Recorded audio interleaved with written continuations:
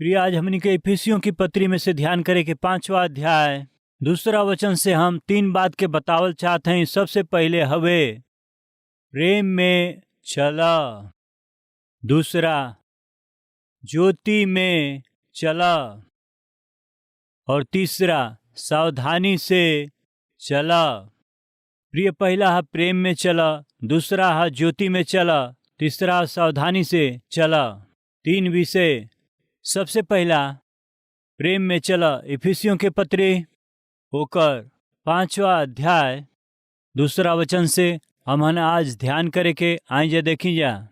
और प्रेम में चला जा, जैसे मसीह भी तो हम लोग से प्रेम कैले और हमहन खातिर अपना आप के सुखदायक सुगंध के खातिर परमेश्वर की आगे भेंट करके बलिदान करके सौंप दिहले।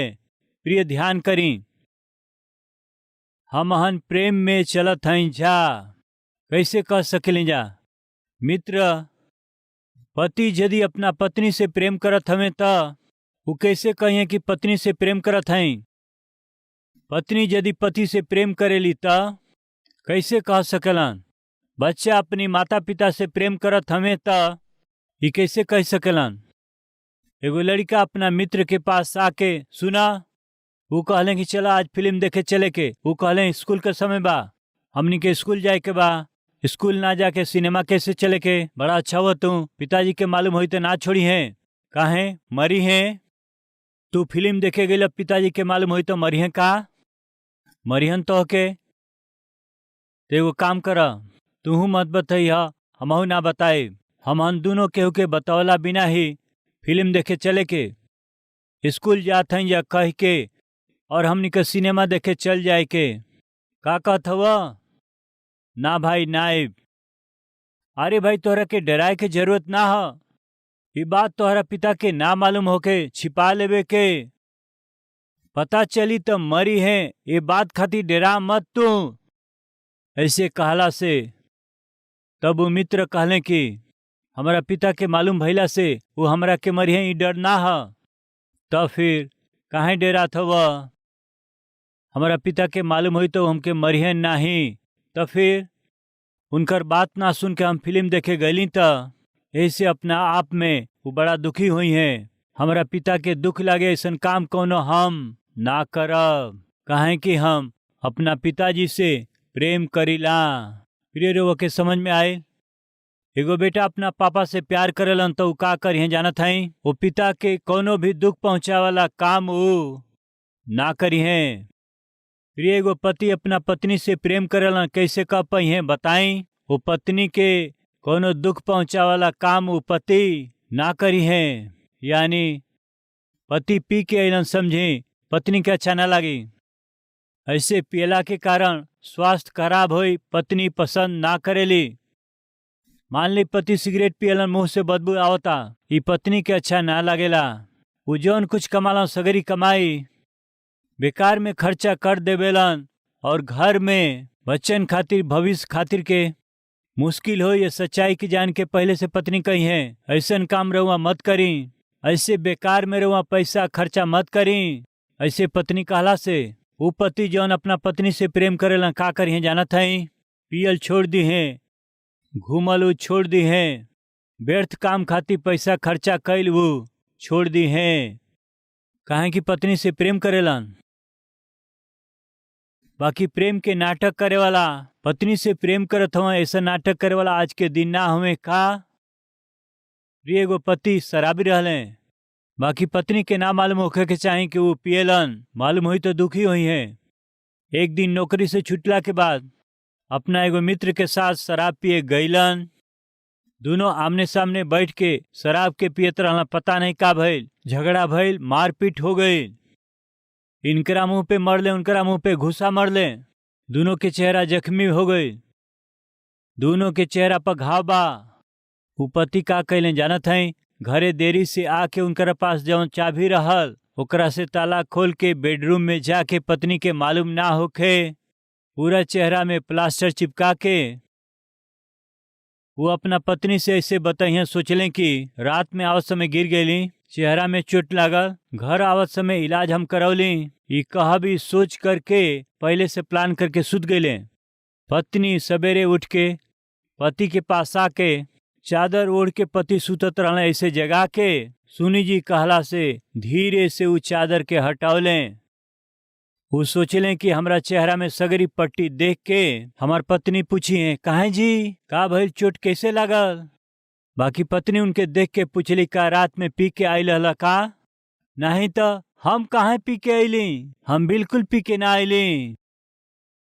यदि पी के ना आइली तो जौन प्लास्टर और चेहरा में लगावे के रहे ओकरा के बाथरूम के शीशा में काहे लगा दिहली।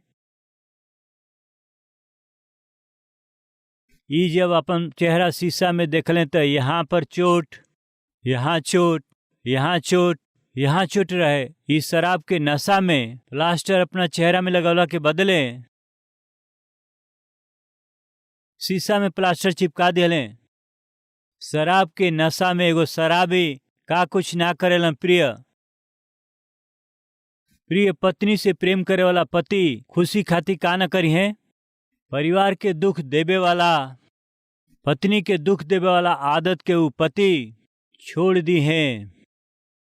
एगो पति के बैगन बिल्कुल पसंद ना रहे। बैगन खैला से शरीर में खुजली होखेला, बाकी उनकर पत्नी रोज बैगन बनावेली। बाटे का के यहाँ जौन पति के सब्जी नइखे पसंद उहे बनेला। का प्रेम बा। यदि रउआ पति से प्रेम करे वाला पत्नी है तो पति के पसंद नइखे उ काम ना करब। ये सब काहे बताओ थई जानत हई। यदि हमनी के परमेश्वर से प्रेम करत हई जाता जौन परमेश्वर के पसंद नइखे वो काम के हम हन ना करे के। परमेश्वर रउआ से प्रेम कैले हमें और वो प्रेम के वो क्रूस पर दिखौले हमें। यही से अब प्रेम में ही चला जा। यदि तू परमेश्वर से प्रेम करेला तो वही प्रेम में चला। प्रिय रउआ में कितना लोग परमेश्वर से प्रेम करेला हाथ दिखावे। परमेश्वर से प्रेम करे वाला हाथ दिखावे। तब फिर सुनी परमेश्वर से रउआ प्रेम करीला तो रउआ कुछ सावधानी के रखब। कुछ बातन में या बहुत से बात में या हर एक बात में प्रेम में चलला के कोशिश करब।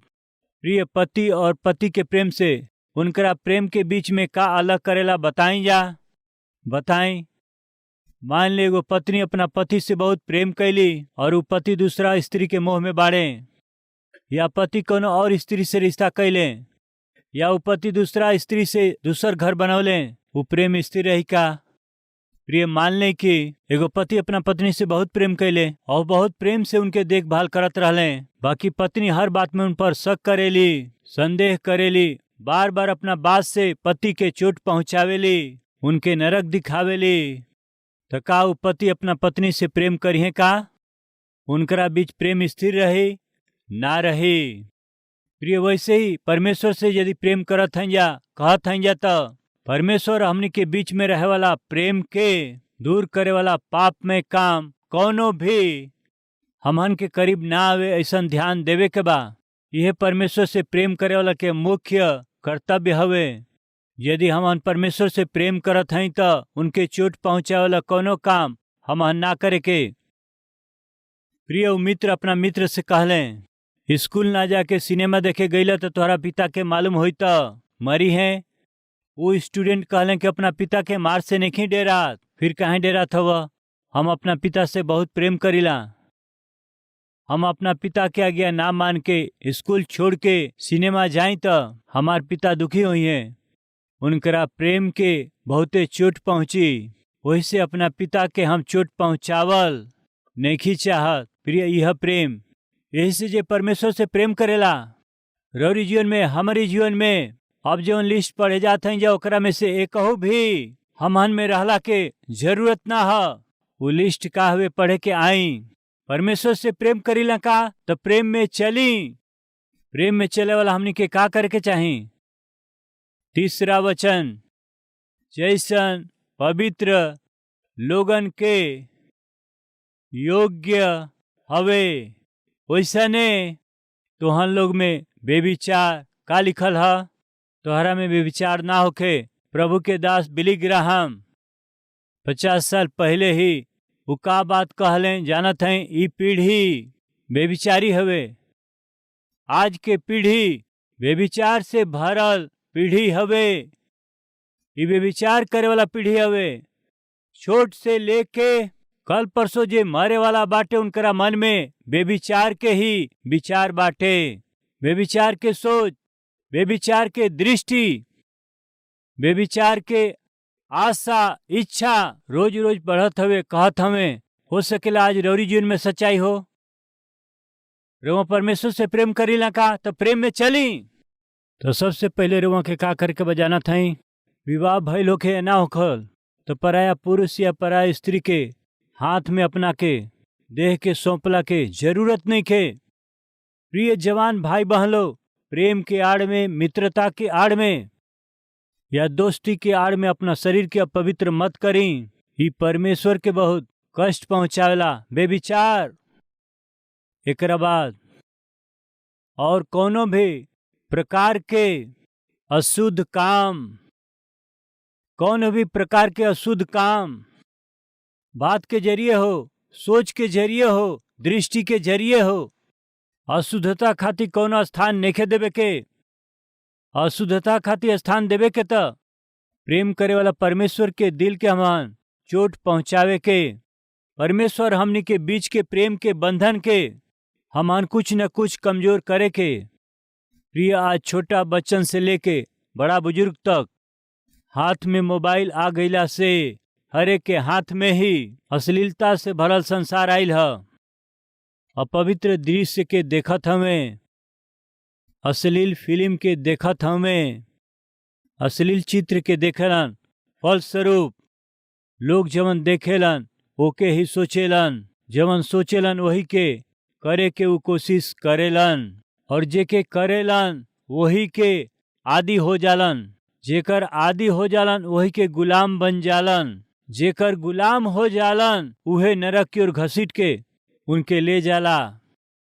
यदि रउआ परमेश्वर से प्रेम करीला और प्रेम के स्वाद चख चुकल बानी त कौनो भी प्रकार के अशुद्धता के रउआ में, हमरा में, हम सब में कौनो भी अशुद्धता के रहला के स्थान ना होके के चाही।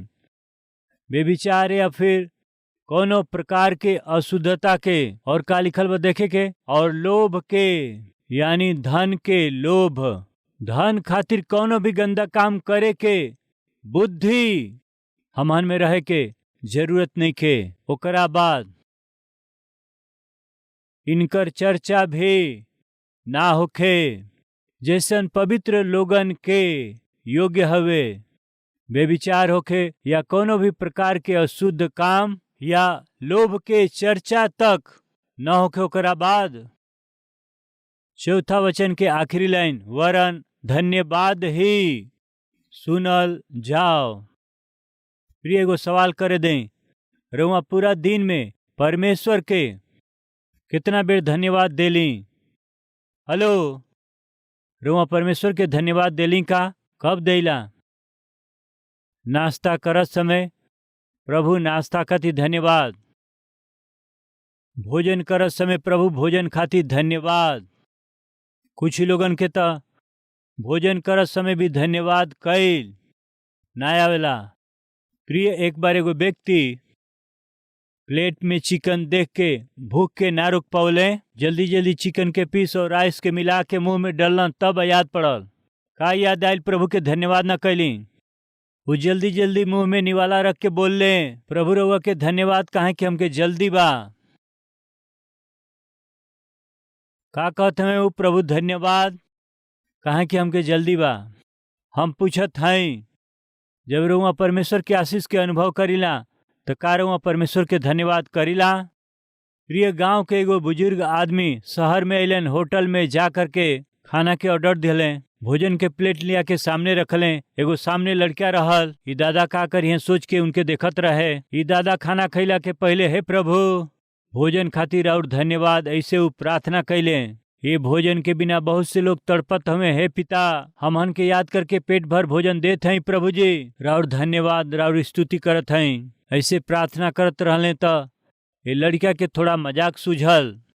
प्रभु के धन्यवाद कैला के बाद, दादाजी का बात बा, रौरी गांव में सब ऐसने बाड़े का? ई मजाक है ना? रौरी गांव में भोजन कैला के पहले सब ऐसने करेला का? कहला से उ दादाजी कहले, हमारा गांव में सब लोग करेला, बाकी खाली सुअर ही बिना धन्यवाद के खा लेलन। कहला से उनकरा पास एगो प्लेट ला के रखले, ई बिना धन्यवाद के खाए लगले।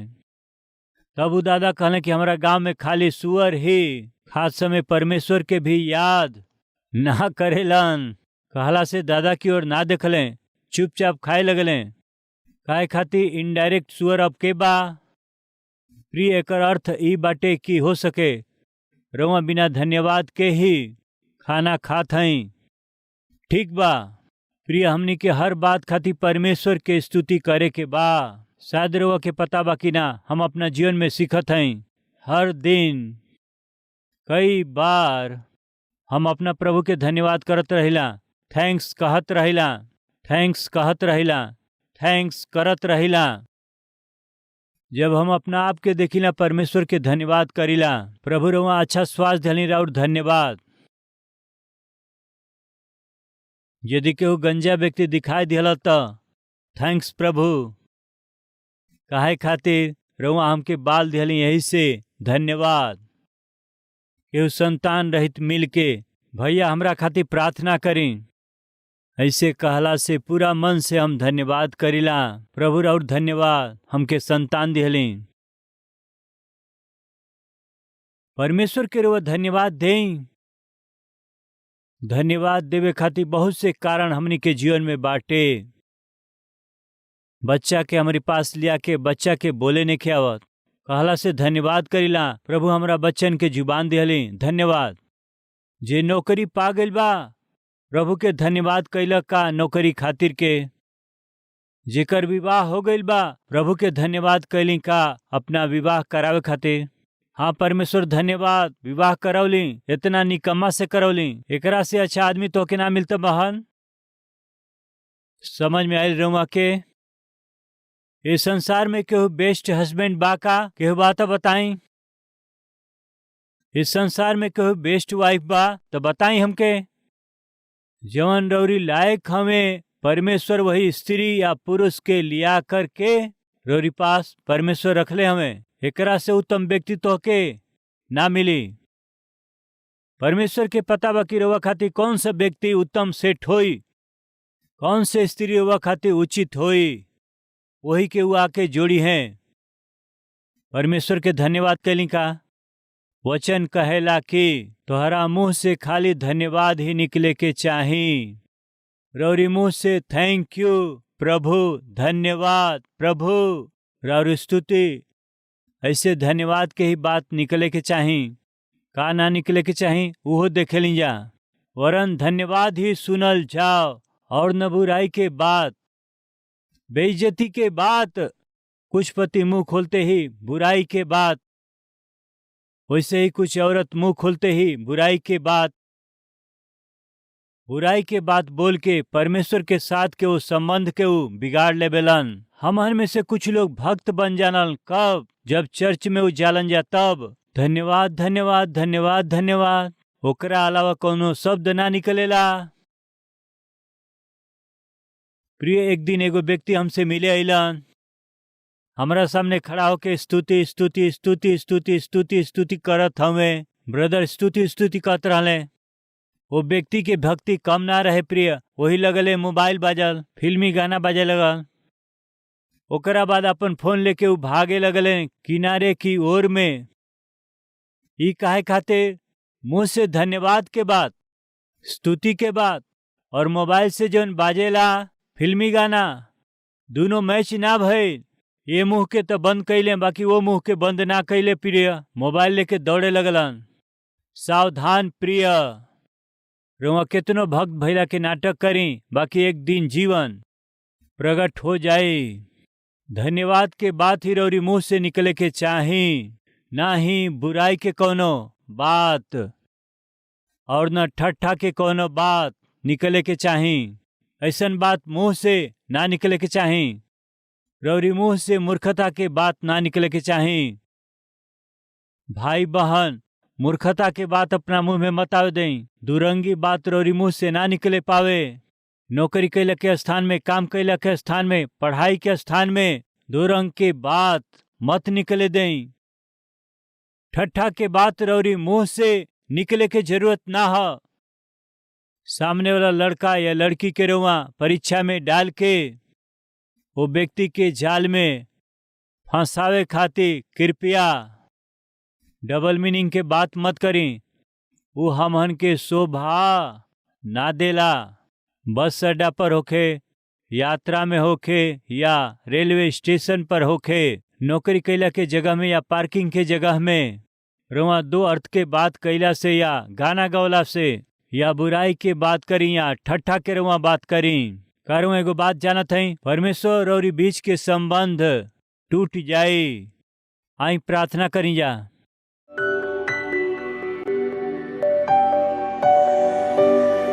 पवित्र परमेश्वर पिता, रउआ प्रेम के स्वरूप हैं। रउआ हमनी के जीवन में आके वही प्रेम के रउआ हमनी के जीवन में रउआ देखल चाहतनी, वही प्रेम के आके रउआ हमनी से बांटी रउआ चाहत हई। प्रेम के साथ चली जा। रउआ हमनी के जीवन से आशा करत हई। बाकी रौरी हमरा बीच के अनंत काल के प्रेम के रिश्ता के नाश करे वाला पाप में काम जब तक हमनी के जीवन में रही, पिता रौरी साथे प्रेम के साथ चलल संभव ना हुए। सच्चाई के जान के रौरी हमरा बीच के ये अनंत काल के प्रेम के कमजोर बनावे वाला हर एक पाप के हमनी से दूर करी। हे पिता, हर एक अशुद्धता के हमनी के जीवन से दूर कर दें। हमहन के बात कैला के ढंग के बदल दें। हमहन के मन के और हमहन के मानसिकता के पूरा तरह से अपना अधीन कर लें।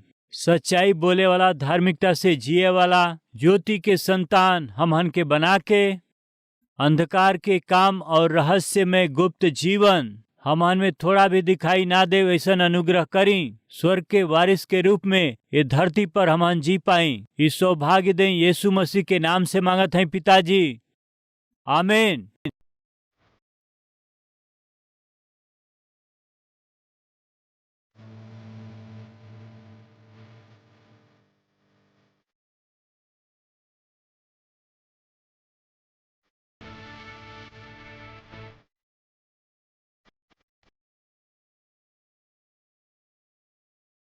हमार पता बा Calvary, post box number 30, Kukatpally, Hyderabad 72।